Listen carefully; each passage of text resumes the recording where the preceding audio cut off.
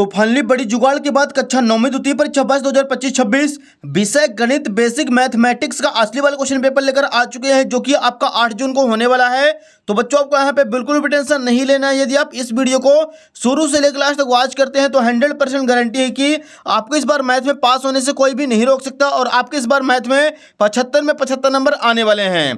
तो चलिए बच्चों, बिना टाइम वेस्ट किए, क्योंकि आपके पास टाइम बहुत कम बचा हुआ है, तो बच्चों सबसे पहले आप देख सकते हैं पेपर का फ्रंट पेज आपका यहाँ पे कुछ इस टाइप का होने वाला है।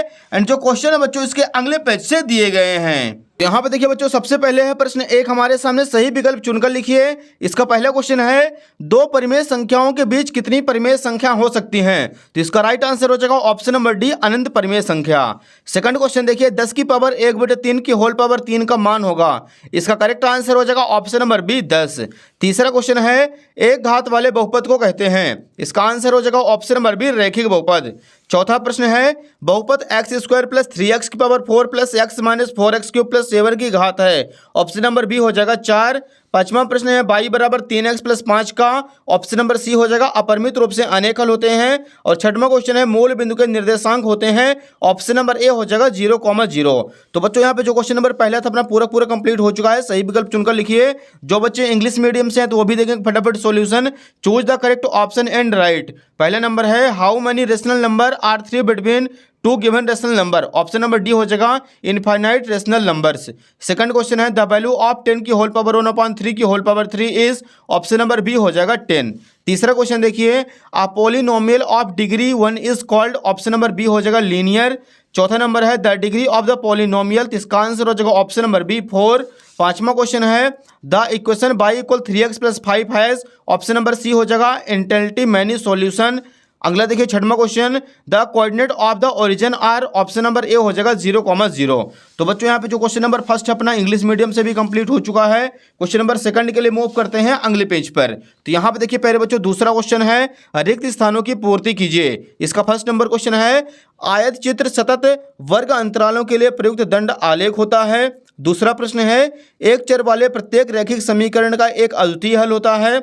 तीसरा प्रश्न है वे रेखाएं जो एक ही रेखा के समांतर होती हैं परस्पर समांतर होती हैं। चौथा क्वेश्चन है समबाहु त्रिभुज का प्रत्येक कोण 60 डिग्री का होता है।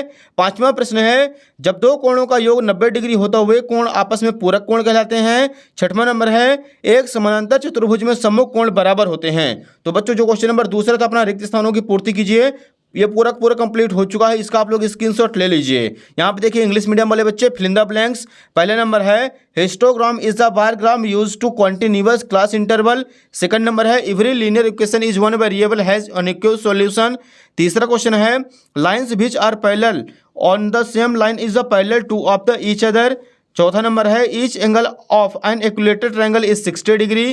पांचवा नंबर देखिए if the some of the measures of two angles is 90 degree the angles are called complementary angles. और छठवां नंबर है in a parallelogram opposite angle are equal. तो बच्चों यहाँ पे जो क्वेश्चन नंबर सेकंड है कंप्लीट हो चुका है। अगला देखिए इसी के नीचे दिया गया है थर्ड नंबर क्वेश्चन, निम्नलिखित कैसे सत्य कथन लिखिए। पहला प्रश्न है x = 0 y/h का समीकरण है। इसका आंसर हो जाएगा सत्य। दूसरा प्रश्न है ऋजुकोण की माप 180 डिग्री होती है, सत्य।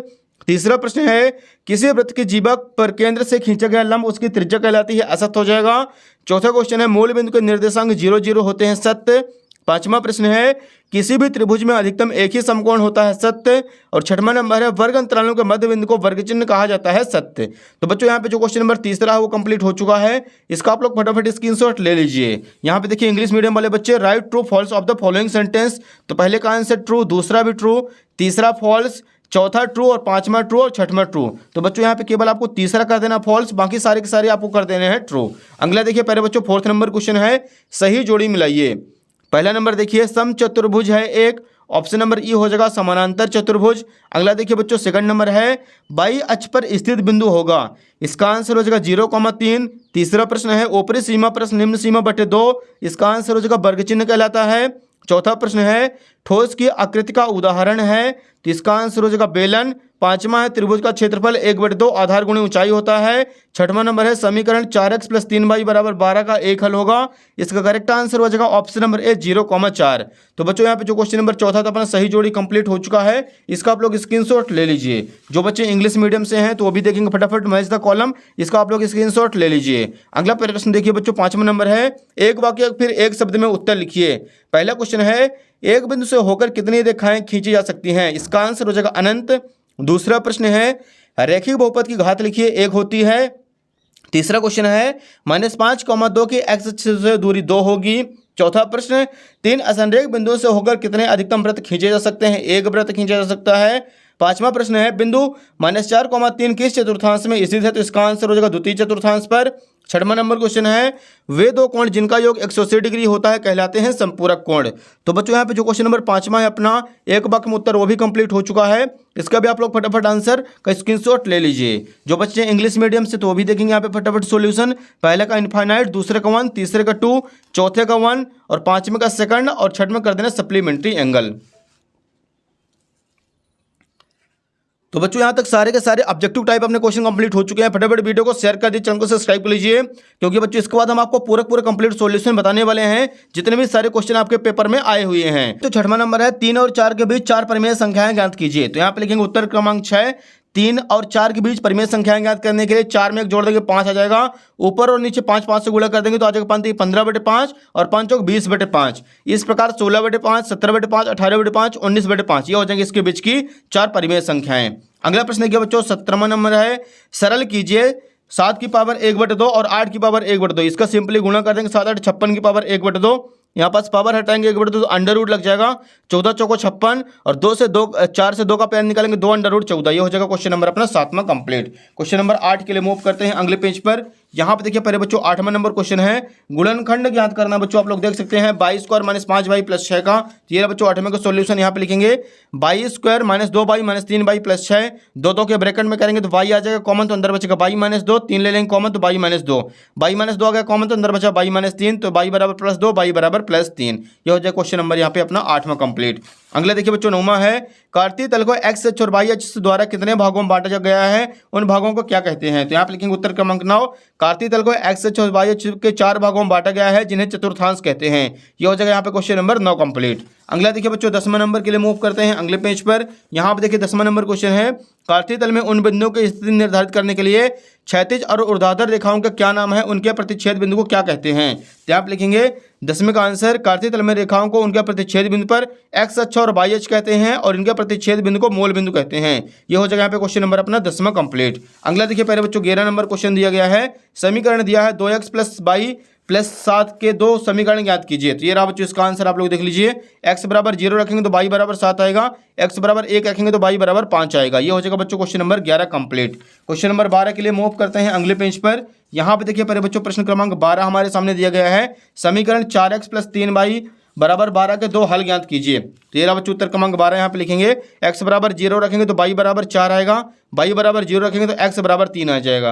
ये हो जाएगा क्वेश्चन नंबर यहाँ पे अपना 12 कंप्लीट। इसका आप लोग स्क्रीनशॉट ले लीजिए। अगला देखिए बच्चों क्वेश्चन नंबर 13 दिया गया है यहाँ पे निम्न आकृति में से यदि AC = BD है तो सिद्ध करो AB = CD होगा। ये रहा बच्चों उत्तर क्रमांक 13 का राइट आंसर आप लोग देख लीजिए। इसका फटाफट स्क्रीनशॉट आप लोग ले लीजिए। अगला देखिए क्वेश्चन नंबर 14 दिया गया है ऋजु कोण को परिभाषित कीजिए। तो यहाँ पे लिखेंगे वह कोण जिसका माप ठीक 180 डिग्री होता है उसे ऋजु कोण कहते हैं। बस इतना सिंपल आपको यहाँ पे याद कर लेना। क्वेश्चन नंबर 14 हो जाता कंप्लीट। अगला देखिए प्रश्न क्रमांक 15 दिया गया यहाँ पे त्रिभुज ABC में AD भुजा BC का लंब समद्विभाजक है, दर्शाइए कि त्रिभुज ABC समद्विबाहु त्रिभुज होगा। ये बच्चों उत्तर क्रमांक 15 का राइट आंसर आप लोग देख लीजिए। यहाँ पे AB = AC प्रूव कर देंगे, यही हो जाएगा समद्विबाहु त्रिभुज। अगला देखिए 16 नंबर क्वेश्चन है दर्शाइए कि एक आयत का प्रत्येक कोण समकोण होता है।